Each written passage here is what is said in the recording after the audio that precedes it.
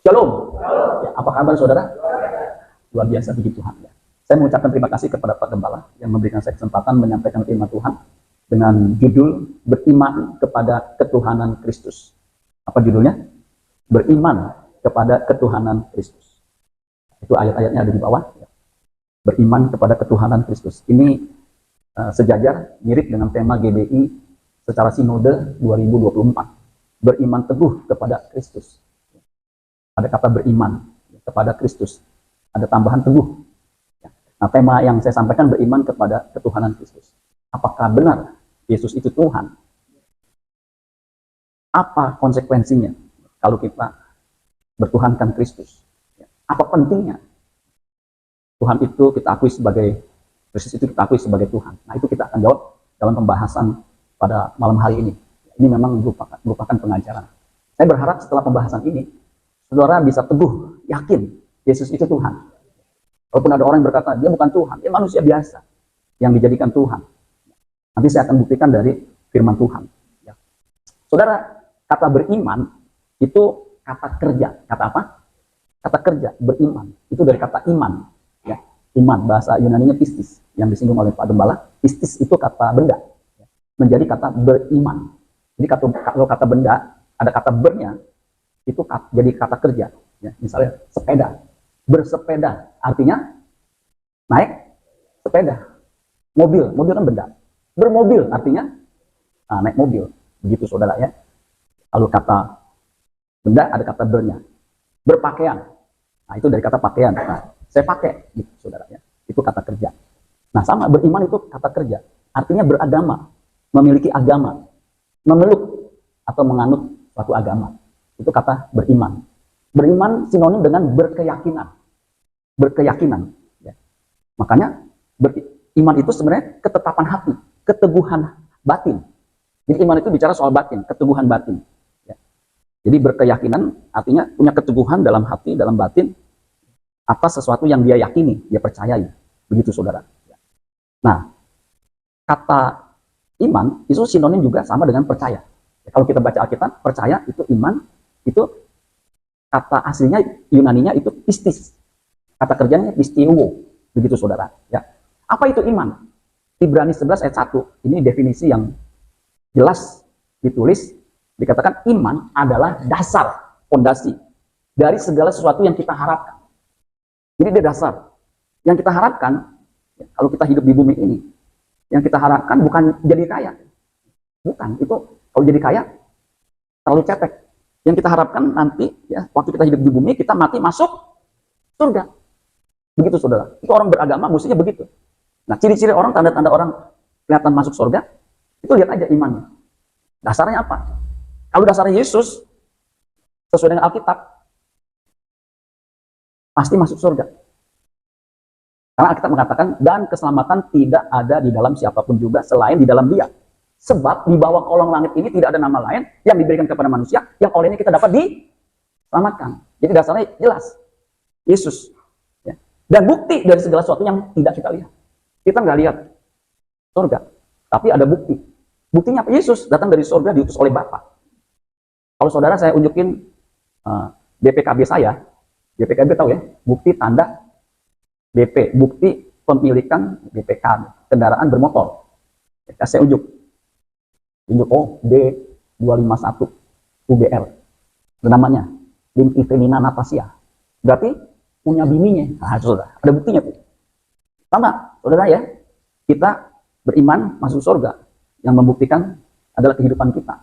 Kalau kehidupan kita percaya kepada Yesus, serupa dengan Dia, kita akan masuk dalam kerajaan surga. Yang setuju katakan amin. Itu Alkitab, saudara. Nah, iman secara operasional definisinya singkat. Penurutan terhadap kehendak Allah. Jadi iman itu penurutan, ketaatan kepada kehendak Allah. Model manusia yang taat sepenuhnya kepada Allah, itu Yesus. Ya. Makanya Paulus berkata, hendaklah kamu dalam hidupmu bersama menaruh pikiran dan perasaan yang terdapat juga dalam Kristus Yesus. Yang walaupun dalam rupa Allah tidak menganggap kesetaraannya dengan Allah itu sebagai milik yang harus dipertahankan. Melainkan mengosongkan dirinya. Yang walaupun dalam rupa Allah, ya, dia tidak menganggap kesetaraan sebagai milik yang harus dipertahankan. Dia taat sampai mati, bahkan sampai mati di kayu salib. Tuh, jadi ketaatannya betul-betul sampai mati. Percayanya sampai mati. Meskipun menghadapi tantangan. Sama, kita juga begitu. Nah, iman itu mesti begitu, penurutan terhadap kehendak Allah. Makanya ketika Yesus ditanya, ya, apa yang harus dilakukan? Yohanes 6 ayat 29. Jawab Yesus kepada mereka, inilah pekerjaan yang dikehendaki Allah. Apa itu? Yaitu, hendaklah kamu percaya, pakai kata pisteu, kepada Dia yang telah diutus Allah. Itu kata percaya di situ pakai kata kerja. Karena jelas pekerjaan yang dikehendaki Allah. Jadi namanya pekerjaan berarti ada aktivitas, ada activity, ada kegiatan, ada doing something, melakukan sesuatu. Apa tuh pekerjaan yang dikehendaki Allah? Percaya kepada Dia. Dia yang diutus Allah itu siapa?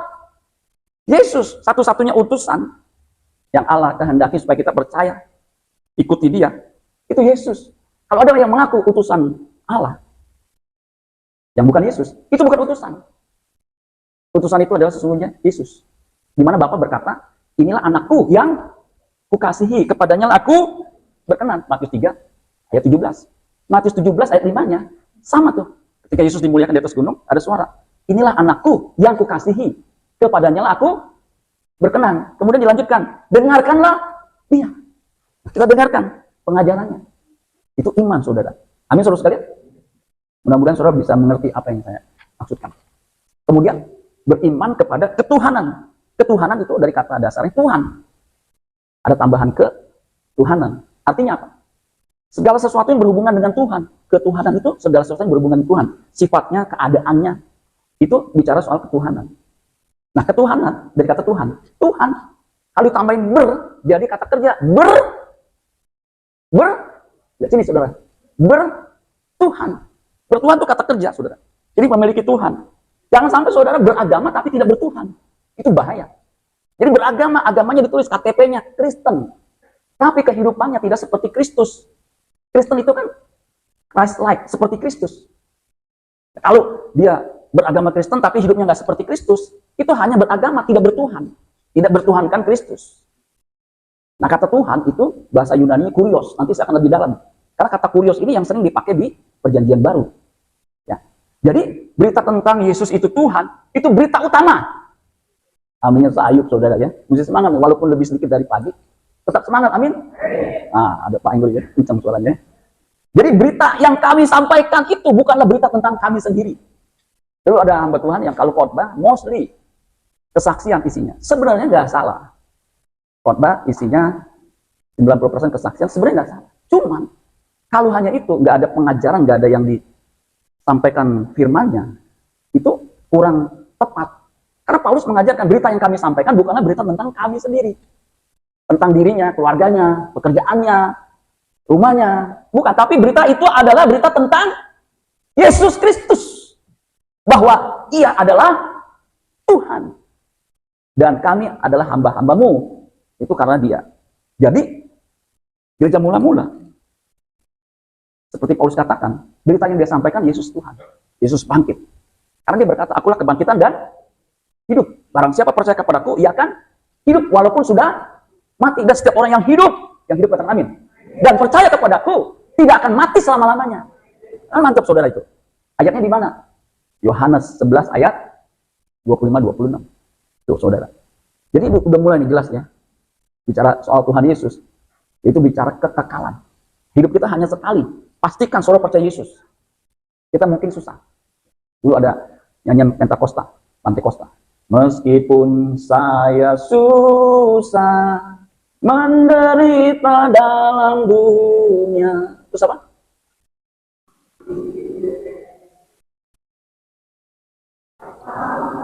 Nah, sampai selama-lama.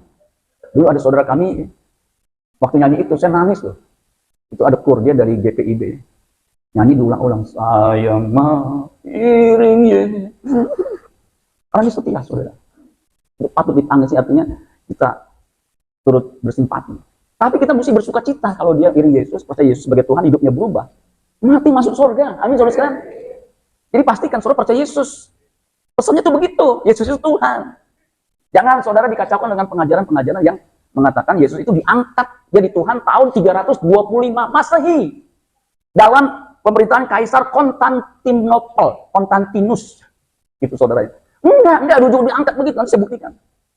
Itu fitnah. Itu apa? Fitnah itu jahat tuh. Dia kan Tuhan, diangkat sama orang-orang Kristen tuh, sama kaisar. Jadi Tuhan. Lu kira RT diangkat? Kalau RT diangkat. Enggak juga ya Pak Jaya? Dipilih ya? Yesus enggak, nanti saya buktikan. Amin. Kurios. Kata Tuhan itu kurios. Artinya Lord. Coba katakan Lord. Nah kalau di Europe, di Inggris, itu Lord itu biasa. Biasa orang terhormat, yang punya harga diri, punya manfaat, punya karya, itu diberi gelar Sir. Tahu Sir kan? Yang dijanggut Sir. Bukan, Sir. Itu artinya Tuan. Ya, Sir. Lord. Begitu saudara. Misalnya Sir Elton John. Lord, Tuan. The Lord. Ada kata the definite, itu majikan, pemilik. Master, sama. Master. Nah, menurut Thayer ini dari seorang profesor, Henry Thayer, dia memberi definisi. Kalau orang yang sekolah teologi tahu Thayer ini ya, Joseph Henry Thayer. Ini mantep deh, profesor doktor dari Harvard University. Dia bilang kurios itu, he, laki-laki berarti kan he, kalau perempuan si, he to whom, dia yang kepadanya a person or things belong. Jadi dia yang kepadanya tuh segala sesuatu, orang itu miliknya. Maka saudara dan saya itu miliknya, amin. Apalagi udah ditebus oleh darah Yesus. Itu bukan milik kamu sendiri, bukan milik saya sendiri, tapi milik yang menebus. About which he has power of deciding. Jadi dia punya kekuasaan, kekuatan untuk mengambil keputusan. Jadi hidup mati itu yang menentukan siapa? Kalau di Mazmur, hidup mati itu tergantung kata Tuhan. Kalau Tuhan berkata, kembali! Mazmur 90, kembali nggak? Misalnya nih, saudara ya, pengapan. Kembali nggak? Kun fayakun, jadi kembali. Tuhan yang menentukan, amin saudara sekalian. Nah itu kan luar biasa. Makanya hidup mati kita tuh Tuhan yang menentukan. Makanya bergantung kepada Dia. Kurios itu title is given to siapa? Ke Tuhan, ke Allah. Kepada siapa? Ke Mesias, Mesias. Itu Yesus diberi gelar kurios, itu karena dia Mesias. Dari kata Masiah, bahasa Ibrani. Bahasa Yunani jadi Mesias. Bahasa Inggrisnya Messiah. Son of God. Itu titlenya Tuhan. Gelar. Kayak saya gelarnya apa? PDP, pendeta. Pak Gembala, pendeta itu gelar, bukan nama. Proper name. Ya, gelar, generate name, gelarnya. Yesus juga gelarnya itu, kurios. Kurios artinya juga possessor, dari kata possess. Ada or berarti orangnya. Yang memiliki. The owner, katakan the owner. Nanti kalau suami yang ikut ibadat tanya, itu khotbah tentang apa? The Lord is the owner. Wah, mantap saudara ya. Tuhan itu pemilik. One who has control of the person. Dia yang kontrol. Maka hidup kita tuh kalau tiap pagi kita bangun, siapkan waktu untuk berdoa. Ya. Ujian penyembahan. Sepanjang hari Tuhan pasti berkati. Amin, saudara. Hidup terus senang, walaupun mungkin dompet kita tipis. Senyum kita tetap manis, tidak meringis. Amin, saudara. Karena Tuhan menyertai. Saya kan bertahun-tahun kerja, saudara sekalian. Istri saya nih saksinya. Pergi pagi, pulang udah malam. Pergi pagi, pulang malam. Begitu. Lama 20 tahun lebih kali itu ya. Makanya saya dapat gelar P14. Pergi pagi, pulang petang, pinggang pegel, pantat panas, kepala puyeng, potong pinjaman, pendapatan pas-pasan. Sampai saat ini belum ada yang bisa menghafalkan tepat seperti saya. Karena saya menghafalkannya 7 tahun. Yang lucu, saudara, saya kan pakai itu ya. P14 saya sebutin begitu ya. Ada yang WA saya, Pak, boleh tanya nggak? Wah, saya antusias ya. Boleh. Mau tanya apa? Saya dapat P14 baru 5, Pak. Pergi pagi, pulang petang, pinggangnya ke belakang nggak tahu. Yang sisanya, Pak, ada 9, apa aja? Ya! Dalam hati saya itu kan nggak begitu penting ya. Dia tanya, ada tuh WA-nya saudara ya. Jadi, the owner, yang kontrol, is a title of honor expressive of respect and reverence. Jadi dia gelar kehormatan yang diberikan kepada orang yang dihargai, dihormati. With which servant great their master. Makanya kita menyebut Yesus itu Tuhan. Kalau kita dari sekolah minggu, itu udah biasa. Yesus Tuhan dan Allah kami. Itu biasa, kan dari kecil saya juga begitu. Teman saya waktu sekolah minggu. Itu udah biasa. Tuhan Yesus doa. Terima kasih untuk makanan yang Tuhan berikan. Udah biasa. Coba kalau orang yang nggak biasa sekolah minggu. Tuhan. Yesus kok Tuhan? Nggak biasa. Makanya saudara bersyukur bisa percaya Yesus sebagai Tuhan. Kurios, yang diberi kekuasaan untuk memerintah. Nanti saya buktikan, Yesus itu yang akan memerintah. Di bumi dan di sorga. Pengertian Tuhan dalam kekristenan beda dengan pengertian Tuhan dalam agama samawi. Tidak ada Tuhan selain Allah. Loh, Allah kita, Allah Bapa. Nanti ayatnya ada. Tuhan kita satu-satunya Tuhan Yesus, nggak ada Tuhan yang lain. Itu selalu mesti camkan tuh, pengertian itu, pemahaman itu. Makanya kalau orang punya doktrin yang kuat, walaupun ada orang yang ngomong, Yesus itu diangkat, manusia diangkat jadi Tuhan tahun 325. Paling kita ngomong bilang begini, lu ngomong sama embel, gitu doang saudara. Kan kita udah ngerti. Ya. Nah, pengakuan Yesus Tuhan, itu penting. Nanti dia punya implikasi. Punya apa? Implikasi. Kurios Yunani, bahasa Ibraninya Adonai. Dari kata Adon. Adon itu Tuhan. Adonai, my master, Tuanku. Jadi ketika kita berkata Adonai, itu punya implikasi. Punya keterkaitan yang berhubungan dengan kita. Itu implikasi itu begitu. Saya kasih contoh ya. Saya suka pakai mobil tuh. Di sini nih, kalau beli roti. Bos, saya dipanggil bos. Padahal badan saya kurus begini. Berat saya kan enggak sampai 60. Ini jas saya pakai yang sekarang kecil. Jadi jas saya ukurannya 46. Jadi kalau mau beliin 46 saudara ya. Kurus. Bos, bos. Saudara tahu nggak dia panggil saya bos apa? Saya kan bukan bos. Dari potongannya juga udah kelihatan bukan bos. Kalau saudara gemuk, perutnya buncit, wah itu bos tuh. Kenapa? Makannya banyak. Karena dia mampu beli makan banyak. Saya makannya dikit. Nasi, tahu, tempe, kerupuk, kecap, kampung, saudara. Bos. Saudara tahu nggak? Kenapa dia panggil saya bos? Apa? Minta tambahan itu, ada implikasi bos. Saya kadang-kadang panggil, bos, aduh masa gue kasih noceng, ya. Terpaksa, goceng atau ceban, itu ada implikasinya. Begitu saudara. Tadi pagi saya kan ilustrasinya sama. Saya dipanggil bos. Jadi saya dipanggil bos, saudara sekalian ya. Untung nggak saya keluarin goceng, saudara. Jadi ada implikasinya apa? Kalau kita menyebut Yesus Tuhan, hidup kita harus seperti yang kita sembah, amin. Harus seperti Yesus. Karena Paulus mengatakan, hendaklah kamu dalam hidupmu bersama, sambil dibuka, Filipi 2 ayat 5, hendaklah kamu dalam hidupmu bersama, ini kayak gini kan hidup bersama nih. Menaruh pikiran dan perasaan yang terdapat juga dalam Kristus Yesus. Artinya punya attitude, punya karakter seperti Yesus tuh. Makanya kita berkomunitas dalam komunitas GBI Filemon ini. Tujuannya satu, supaya kita memiliki karakter seperti Kristus. Hanya orang yang berkarakter seperti Kristus yang nanti akan ditempatkan di dalam kerajaannya. Bukannya berkomunitas supaya nanti dari punya sepeda jadi punya motor, punya mobil, kemudian punya rumah, kemudian berkati. Itu mah bonus. Ada nggak ada masalah, amin. Terus misalnya beli apartemen, dapat bonus payung. Dapat payung atau nggak dapat payung, kan nggak ada masalah, betul nggak? Yang penting apartemennya jadi, betul nggak? Jangan sampai kita udah beli apartemen, bonusnya itu TV bisa bolak-balik, bisa dari sini, bisa dari sana nontonnya. Saya bingung tuh, TV bisa nonton dari sini, dari sana. Dia bisa nonton dari sini, kita buru-buru ke sana, balik lagi ke sana gitu ya. Tapi kalau misalnya apartemen yang kita udah cicil bertahun-tahun, dapat TV kan, nggak jadi, kan itu bonus doang.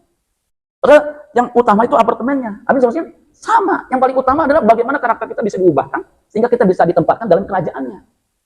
Kalau kita mungkin nggak sekaya orang lain, tidak masalah. Amin. Karena orang kaya juga mati. Orang susah, orang miskin mati nggak? Jangan bilang lebih cepat loh. Belum tentu. Nah, saudara, jadi jelas ya. Nah, metode yang saya gunakan untuk membuktikan bahwa Yesus itu Tuhan. Tadi kan pertanyaan, apa benar Yesus Tuhan? Apa pentingnya? Metode Apolos. Apolos ini pernah membuktikan Yesus Tuhan, Mesias, itu dari kitab suci. Kisah 18 ayat 28. Sebab dengan tak jemu-jemunya, ini Apolos ini sejajar dengan Paulus. Dia Rabi Apolos. Paulus, Rabi Saul. Sejajar dengan Kefas. Kefas itu rasul yang hebat. Petrus. Siapa Apolos? Siapa Paulus? Siapa Kefas? Kan berarti sejajar. Sebab dengan tak jemu-jemunya ia membantah orang-orang Yahudi di muka umum. Dan membuktikan dari kitab suci bahwa Yesus adalah Mesias. Nah sama, saya akan sampaikan dari Alkitab. Yesus itu Tuhan. Jadi Alkitab harus jadi satu-satunya sumber, rujukan untuk membuktikan Yesus itu Tuhan. Amin, saudara sekalian. Alkitab kita kan perjanjian lama, perjanjian baru. Perjanjian lama ada berapa? Kitab 39. Perjanjian baru 27. Totalnya 66. Pinter semua, saudara ya. Bacanya maka agak, saudara ya.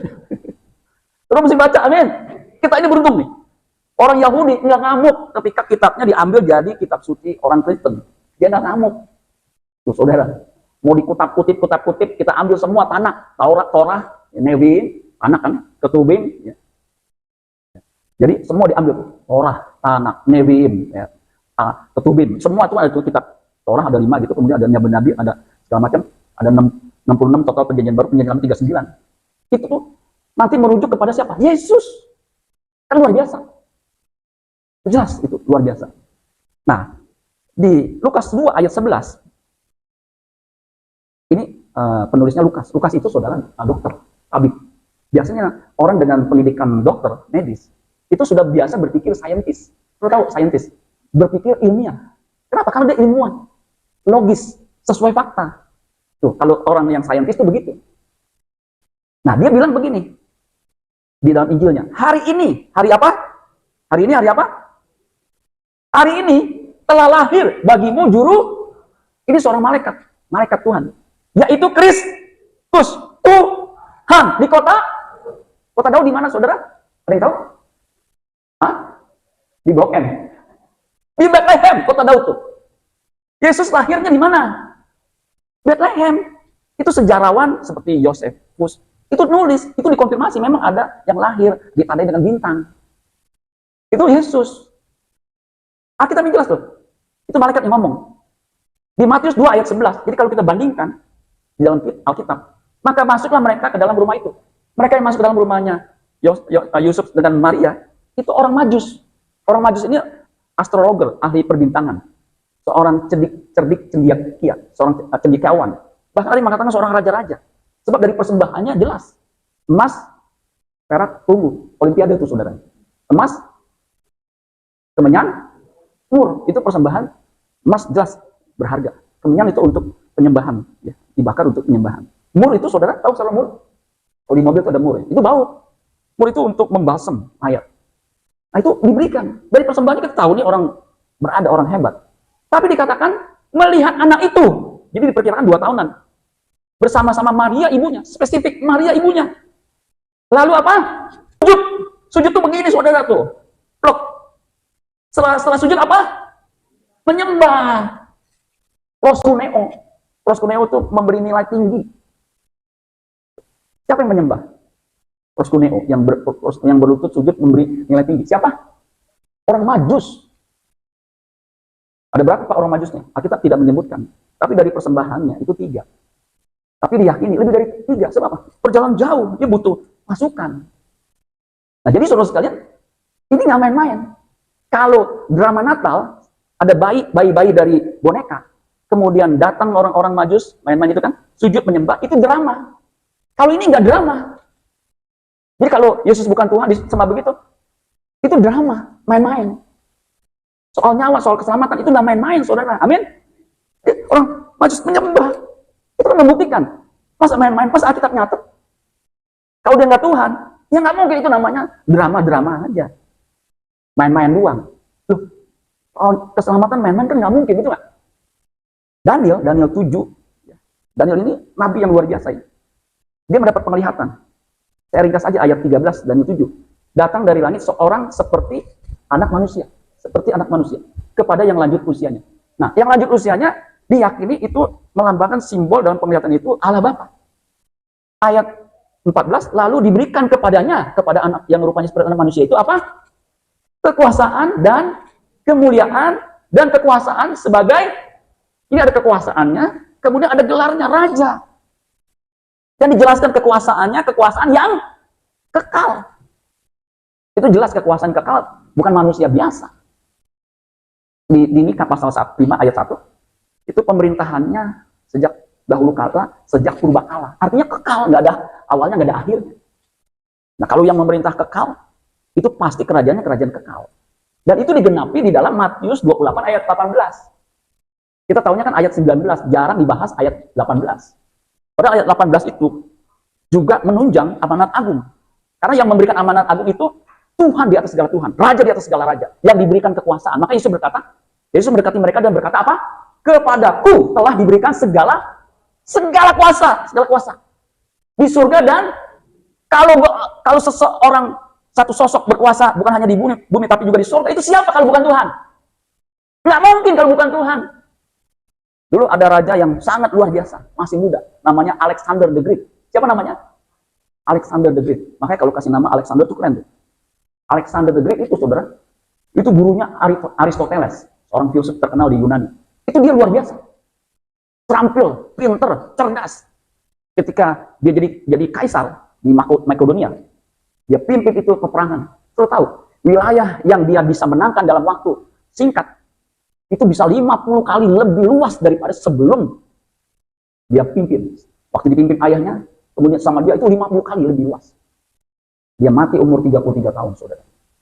Makanya orang bilang Alexander the Great. Kenapa the Great? Sehingga dikasih gelar Lord Kurios. Karena memang besar kekuasaannya. Bukan hanya Asia, bukan hanya Afrika, tapi Europe, Eropa. Terus ketik aja Alexander the Great. Ada orang menyebutnya Iskandar Agung. Itu Sasaniwan, sama saja Samimawan. Nah sama. Yesus itu kekuasaannya bukan hanya di Afrika, di Eropa, di Asia. Tetapi dikatakan segala kuasa di bumi dan di sorga. Itu pasti Tuhan. Amin, saudara sekalian. Nah ini kan karena waktu, saudara sekalian. Makanya saya bilang, tadi saya bilang, ini pengajaran ya. Bagaimana ininya. Saya udah ringkas nih, sebenarnya banyak ya. Tapi saya percaya, yang saya sampaikan pemantik-pemantik begini, saudara sekalian. Kalau saudara tangkap, saudara pulang, nggak akan ragu-ragu. Saudara akan yakin, Yesus Tuhan dan Raja kami. Itu menjadi rema dalam diri saudara. Sehingga saudara yakin hidup saudara itu dipimpin, dikuasai oleh Tuhan. Perjanjian lama, Yesaya 40 ayat 3, itu dijelaskan begini, ada suara yang berseru-seru, persiapkanlah di padang gurun jalan untuk Tuhan. Nah kata Tuhan di sini Yahweh, luruskanlah di padang belantara jalan raya bagi Allah kita. Jadi Tuhan Allah kita. Nah yang disebutkan di Yesaya 40 ayat 3, untuk Tuhan, jalan untuk Tuhan, dan Allah kita, itu ternyata menunjuk kepada Yesus. Di perjanjian baru, Markus 1, itu bukan hanya Markus ya, tapi juga ada di Matius dan di Lukas. Inilah permulaan Injil ayat 1, tentang Yesus Kristus, anak Allah, Son of God. Ayat 2, seperti ada tertulis dalam kitab Nabi. Nah, kitab Nabi yang disebutkan dalam Markus ini, itu sebenarnya merujuk kepada Yesaya 40 ayat 3. Yang dikatakan begini, seperti ada tertulis dalam kitab Nabi Yesaya, lihatlah aku menyuruh utusanku mendahului engkau, ia akan mempersiapkan jalan bagimu. Bagi siapa? Bagi Tuhan dan Allah kita. Tuhan dan Allah kita siapa? Terus masih ragu-ragu, ini udah mau habis khotbah saya nih. Tuhan dan Allah kita siapa? Nah, gitu mantap saudara ya. Ayat 3, ada suara orang berseru-seru di padang gurun, persiapkan jalan untuk Tuhan. Itu yang berseru-seru di padang gurun itu Yohanes Pembaptis, yang 6 bulan lebih tua daripada Yesus. Luruskanlah jalan baginya, persiapkan jalan untuk Tuhan. Tuhan itu Kurios untuk Yesus. Makanya khotbah Yohanes Pembaptis, ada yang tahu khotbahnya apa? Temanya apa?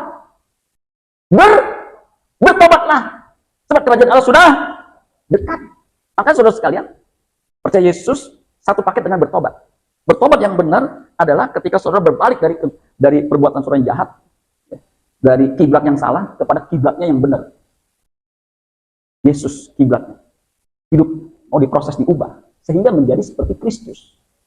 Itu pertobatan yang benar, bukannya tomat. Habis tobat, dia kumat. Itu begitu tuh. Kayak makan cabai, tahu, meletup, aduh, tobat deh, tobat. Pedes. Pas dikasih tahu lagi, minta cabai lagi, betul nggak? Itu manusia tuh begitu tuh, double. Saya ini perut saya nggak begitu kuat dengan pedes. Tapi kalau ada tahu, rasanya tuh kalau nggak ada cabai, nggak afdol. Jadi saya ambil juga cabainya, saya makan. Sakit lagi perut saya. Sakit banget, sakit uyutnya gimana? Udah sembuh, kasih obat kan. Ada tahu, saya makan lagi tuh cabai. Bodoh nggak tuh? Bodoh nggak? Berani bilang pendeta lu bodoh. Bodoh betul saya. Aduh. Biasanya saya nggak akan makan kalau saya besoknya mau khotbah, mau apa. Lo bisa bayangin nggak kalau saya sakit perut khotbah? Saudara. Saya kedipin istri saya. Kenapa nih laki gue nih? Saudara. Kedipin, dia tahu, gantiin. Dia lanjutin khotbah. Tapi puji Tuhan, belum pernah waktu saya khotbah saya bikin istri saya gantiin, belum pernah saudara. Karena saya tahu, jangan sampai Jumat atau Sabtu saya sakit perut. Karena ada pendeta yang ketika khotbah, tiba-tiba, saudara-saudara sekalian, nanti istri saya akan melanjutkan. Ya, nanti istri saya, Mam, lanjutin. Saya waktu itu memang udah nahan kencing, saya masuk. Ada dia di situ. Tapi dia masuk ke ini, saya masuk ke urinoir. Tiba-tiba, dia lagi sakit perut, saudara. Kemudian pas dia balik lagi, dia seger, senang, gitu, saudara. Nah, jadi saudara sekalian, ya, ini penting saudara sekalian untuk apa? Untuk kita memahami Yesus itu Tuhan. Jangan ada keraguan. Karena memang kalau saudara baca ya, di ayat yang, coba dibuka ya, di Matius 28, ayat yang ke-17 ya. Jangankan saudara, Yesus yang mau naik ke surga aja, itu masih diragukan. Ketika melihat dia, mereka menyembahnya. Proskuneo menyembah. Tetapi beberapa orang ragu-ragu. Nah, saya habis pembahasan ini, saya berharap saudara tidak ragu-ragu lagi. Amin. Percaya Yesus Tuhan. Tepuk tangan buat Tuhan Yesus. Tinggal waktunya mepet nih. Mari ketiga ayat 1. Tadi kan Yesaya. Kemudian tadi Mika. Ini Malaki. Perjanjian lama. Lihat, aku menyuruh utusanku supaya ia mempersiapkan jalan di hadapanku.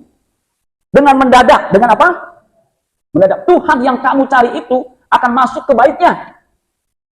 Malaikat perjanjian yang kamu kehendaki itu sesungguhnya ia datang, firman Tuhan semesta alam. Pertanyaan saya, siapa malaikat Tuhan yang ditulis oleh Nabi Malaki ini? Siapa? Nah, ini mulai mantap nih saudara. Siapa saudara malaikat Tuhan? Malak Berit, Yesus. Waktu saya kan baca komentarinya, tafsirannya. Hampir semua penulis, penafsir, para ahli kitab mengatakan malaikat Tuhan, Malak Berit itu menunjuk kepada Yesus. Jadi nggak usah ragu-ragu lagi, saudara. Amin, saudara. Yesus itu malaikat Tuhan yang ketika mengunjungi Abraham itu ada 3 kunjungi. Makanya Abraham proskuneo kalau bahasa Yunani, dia menyembah tuh, sama tuh. Nah, mungkin kalau dia bukan Tuhan disembah, malaikat nggak menerima penyembahan. Nah, itu tuh sebelum inkarnasi. Itu jelas pengajarannya saudara Yesus sebelum inkarnasi. Makanya Yesus berkata begini, sebelum Abraham aku ada. Kapan Yesus ada? Sebelum Abraham. Abraham kan lahir sekian lama, puluhan tahun sebelum Yesus di abad awal itu ada. Yesusnya ada tuh, udah jumpain. Kemudian 2 malaikat itu menjumpai ke Sodom dan Gomora. Itu malaikat yang pasti luar biasa. Selama bisa menunggang-nanggakan, menghancur leburkan Sodom dan Gomora. Itu kan pasti malaikat yang luar biasa. Yang menyertai. Yang menyertai aja luar biasa, apalagi malak Yahweh-nya. Pasti luar biasa, amin. Nah, saudara, jadi mesti yakin. Yoel 2 ayat 32. Barang siapa berseru kepada nama Tuhan akan diselamatkan. Jadi kalau saudara berseru, Tuhan tolong aku, seperti Petrus ketika dia mau tenggelam, Tuhan tolong aku, dia tolong nggak? Tolong diangkat. Nah, kita ini saudara, kalau nggak ditolong Tuhan akan meluncur masuk neraka. Makanya saudara bersyukur bisa percaya Yesus, Tuhan tolong menghindarkan kita dari api neraka. Sebab di Gunung Sion dan di Yerusalem akan ada keselamatan seperti yang telah difirmankan Tuhan, dan setiap orang yang dipanggil Tuhan akan termasuk orang-orang yang terlepas. Jadi saudara dan saya ini orang yang terlepas, terbebas. Makanya orang Kristen itu sebenarnya orang yang berbahagia. Amin, saudara sekalian. Walaupun mungkin kita nggak seberuntung secara materi seperti orang lain, tapi kalau kita percaya Yesus, yang paling utara ada damai sejahtera. Amin, saudara sekalian. Karena Yesus berkata, damai sejahtera ku berikan kepadamu. Damai sejahtera yang ku berikan kepadamu tidak seperti yang diberikan oleh dunia. Beda. Kalau dunia itu damai sejahtera ketika punya uang banyak. Ketika hidupnya nyaman. Kalau kita, damai sejahteranya itu abadi. Damai sejahteranya itu melampaui segala akal. Mustahil begitu. Nah, itu luar biasa. Nah, di perjanjian baru, itu digenapi di Roma 10 ayat 9. Sebab jika kamu mengaku dengan mulut, bahwa Yesus adalah Tuhan, dan percaya dalam hatimu bahwa Allah telah membangkitkan dia dari antara orang mati, maka kamu akan diselamatkan. Makanya keselamatan hanya dalam Yesus Kristus. Ayat 10. Karena dengan hati orang percaya dan dibenarkan, dan dengan mulut orang mengaku dan diselamatkan. Karena kitab suci, kitab suci, perjanjian lama tuh ya.